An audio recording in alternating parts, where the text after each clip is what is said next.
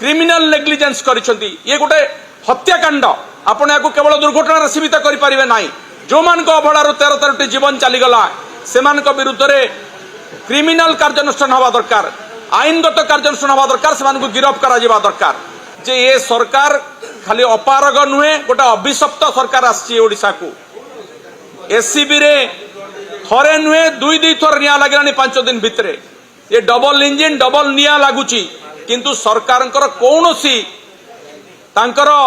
नीति नैतिकता भूली जाइछंती कौन सी कार्यानुष्ठान से नौना कि निजे यार उत्तरदायित्व नौना ता विरुद्ध रे तार प्रतिवाद करी आज को 4 दिन है आम विधानसभा से प्रतिवाद करुचु आम दाबी करिचु स्वास्थ्य मंत्री इस्तीफा दियंतु जो माने सरकार कहा डरुछंती जने सुपरिटेंडेंट अच्छंती जहाँकर योग्यता नहीं तांको आनिकरी कार्यकारी सुपरिटेंडेंट करा जायछि तांकर अवहेला सर्वाग्रे रही समस्ते जानिछंती जे से जने अयोग्य अपारग सुपरिटेंडेंट तांको घंटो घोड़ा जाउछि तांको ऊपर भी कार्यानुष्ठान हो नाही सुना जाउछि से सुपरिटेंडेंट होउछंती आमर मान्यवर मुख्यमंत्री तांको सहित घनिष्ठ संपर्क रही कि प्रकार संपर्क रही से कथा ओडिशावासी जानिबा दरकार मान्यवर स्वास्थ्य मंत्री